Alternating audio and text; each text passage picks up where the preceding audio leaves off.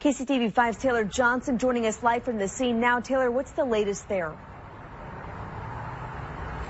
Well, Morgan, 2 of those children are said to be in critical condition. Well, continuing coverage of a deadly fire Monday morning in Blue Springs. Investigators say the blaze was intentionally started by a neighbor. Anthony Jordan is charged with arson. He's accused of pouring lighter fluid on a pile of clothes and lighting it. Jordan told officers he was drunk and angry at an ex-girlfriend. The fire spread to the duplex next door, killing a 60-year-old woman. Overland Park police have identified 3 people found dead inside of a home on Thursday. The bodies of 71-year-old Johnny Hill, 64-year-old Susan Hill, and 34-year-old Desiree Hill were discovered after a relative called police asking for a welfare check.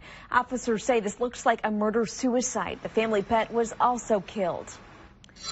The Overland Park Starbucks hoping to unionize will count its votes this afternoon. The store on 75th Street has been closed since Wednesday. Employees say the workplace environment has gotten more and more stressful. Advocates are tired of feeling undervalued. If the vote passes, it will be a milestone here in the Midwest. When our vote goes through, which we're confident that it will, the Starbucks will stay closed through the weekend. Multiple other locations in the metro are also making an effort to unionize. A man accused of impersonating a federal law enforcement official may have ties to Kansas City. Someone contacted us saying the man went to high school here. We found someone from the Northland who appears to be the same person. He is listed on multiple Kansas City addresses in the 90s. Aryan Tarazadeh is one of 2 men charged in this case. They're accused of wanting to get close with members of the Secret Service. That includes the First Lady's security detail. A former FBI agent says these men were very articulate. He says they could also be working with people from other countries. That makes these persons much more a target for being part of a foreign intelligence organization and not just a couple of yahoos that are trying to become friends with law enforcement. The Secret Service says all personnel involved in this matter are on administrative leave. Those men will have a detention hearing today. A professor has been found guilty of hiding his ties to China while conducting research at KU. Franklin Tao was convicted of 3 counts of wire fraud and 1 count of making false statements. KU says they did not know he was also employed at a Chinese university. Tao was involved with federal funded research at KU and claimed there was no conflict of interest. He was charged as part of a crackdown on Chinese influence by the Trump administration. The White House is joining the chorus of condemnation following a deadly attack on a rail station in eastern Ukraine. At least 50 people are killed, over 100 others wounded. The development comes as the Russian invasion of Ukraine enters a new phase with casualties mounting on both sides. Deborah Alfarone reports from Capitol Hill. This graphic video shows Ukrainian civilians lying dead. On Friday, Britain also added Russian President Vladimir Putin's daughters to its sanctions list. In Kansas City, there will be a candlelight vigil for victims of the violence in Ukraine. It'll be at the J.C. Nichols Memorial Fountain. That vigil is set for 7:30 tonight. Firefighters in Riley County, Kansas are still on the scene of a huge wildfire. Several agencies were called in to help. The fire started on Wednesday, and firefighters have been working around the clock to contain it. More than 2,000 acres have burned, but no injuries have been reported. Crews will stay on scene over the next few days to ensure the fire is out. And looking outside now with our Carpet Corner Flooring City Cam, a chilly, dreary day as we head into the weekend. But a warm-up is on the way. Let's get you over to Alina Lee tracking the forecast. Alina, bring us a good word of what's to come. Good morning, and thanks so much for joining us. I'm Carolina Cruz. And I'm Morgan Mobley. We're rocking the Christmas colors this morning because it feels like Christmas in March. Storm Track 5's Bill Hurlbrink is in tracking our forecast. Yeah, you guys remember when it was 74 degrees on Saturday? Sure remember do. what it was last Wednesday? It was 84 degrees last Wednesday. Take me back. 18-year-old Jalen Elmore has been charged with attempted capital murder. Elmore is still in the hospital this morning. As the community moves forward this morning, students will have extra support from a group of parents. As of this morning, the UN says more than 1.5 million Ukrainians have fled the country in fear for their lives.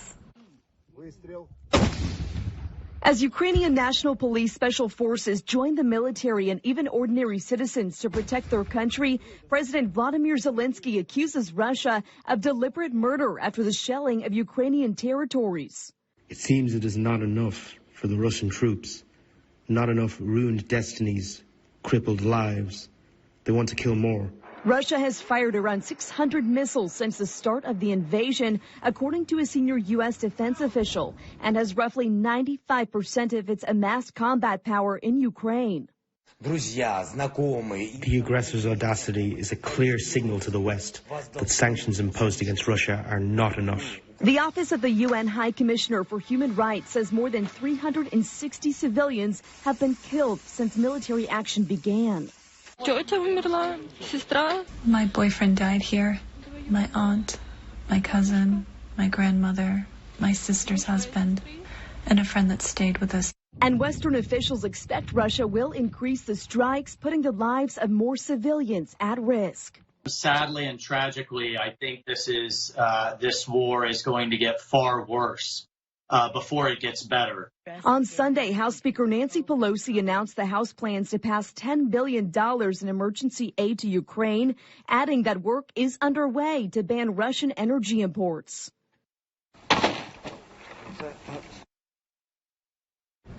On Sunday, some anti-war protesters in St. Petersburg, Russia, were beaten by police and arrested. Reports this morning say nearly 5,000 people were arrested since the invasion began. More than 13,000 people have been arrested in Russia anti-war demonstrations. New this morning, the House Sergeant at Arms has issued an emergency declaration for Capitol Police in response to trucker convoys in the Washington, D.C. area. There's concern that the so-called People's Convoy could impact Washington traffic so much that officers will not be able to get to the Capitol. And Arvada truckers and supporters circled the D.C. Beltway Sunday for 4 hours to protest pandemic restrictions. The convoy of hundreds of trucks, cars, and SUVs stretched nearly 30 miles. Missouri could set up baby nurseries behind prison walls. It's part of a new bill that just gained preliminary approval in the Missouri House. College basketball fans, your time of year has come. It is championship week as Big 12 basketball gets ready to descend on Kansas City. The Big 12 title game is set for Saturday at 5 o'clock.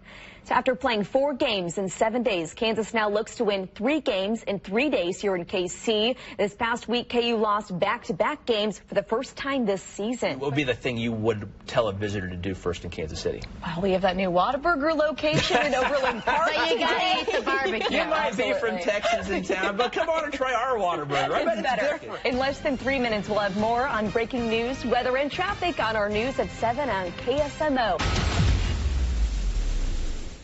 It's a big day in KC. Good afternoon. I'm Morgan Mobley. Thanks so much for being with us.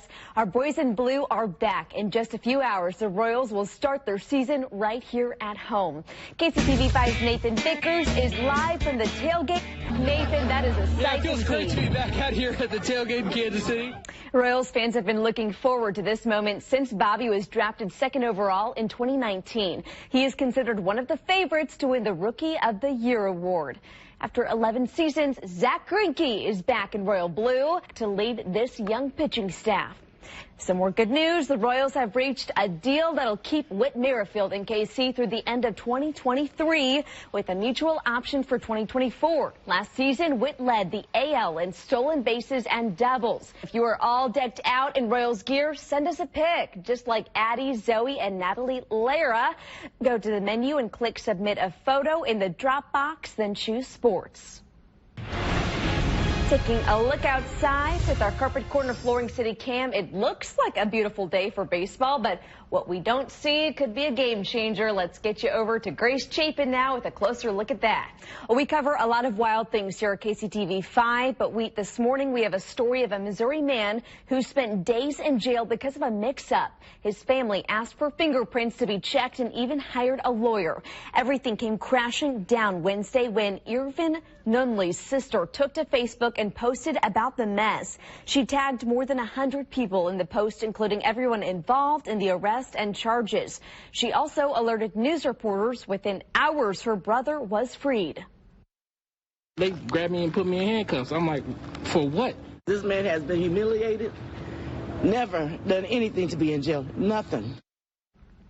Charges are dropped. Irvin Nunley says he never got an apology for what happened, just that he was being released. He thanked his sister and said if it wasn't for her, he would still be in jail. The Kansas City, Kansas Police Department explained Irvin Nunley was confused for his cousin. We have a full investigative report online. House Speaker Nancy Pelosi has tested positive for COVID-19. Her spokesman says she is currently asymptomatic and tested negative earlier this week. Pelosi just met yesterday with President Biden. Pelosi is fully vaccinated and boosted and will quarantine consistently with CDC guidance. The Senate is expected to confirm Supreme Court nominee Ketanji Brown Jackson this afternoon, securing her place as the first black woman on the high court. 3 Republican senators will have said they will support Jackson, who would replace Justice Stephen Breyer when he retires this summer.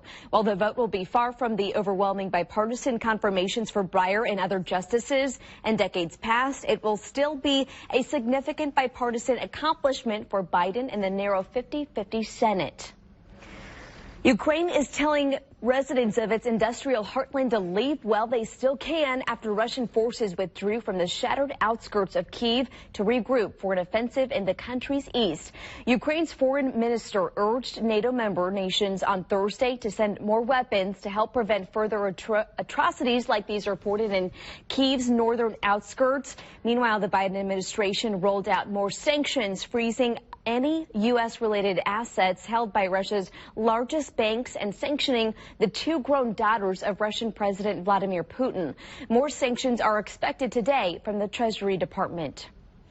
Well, a glimmer of hope has returned to the war-ravaged Ukrainian city of Bucha as a dog caught up in the conflict gets a heartwarming reunion with its owner. CBS's Tina Kraus has that story from London. There are few sounds. Thousands who have fled Ukraine have taken their animals with them, but some had to escape so quickly they had no choice but to leave their pets behind. Well, still ahead on our news at noon, the price of sending a birthday card might be going up. And a lot of teachers go the extra mile for their students, but later in the newscast, you'll meet a teacher doing lots of extra miles. Well, do you remember trading parts of your lunch in the school cafeteria? A district in Pennsylvania claims some students were bringing an excessive amount of snacks, so they started a policy to stop it. The students would come in with a shopping bag full of chips and drinks so they could trade or sell them. Kids are hustling these days. Now the students' bags will be searched, and if they bring anything more than 1 bag of chips and 1 drink, it'll be thrown out by security. What? Sounds like the school's being a little salty, if you ask me. This seems ridiculous. Salty or savory? I admire the hustle those kids have. Trading and selling? Come on.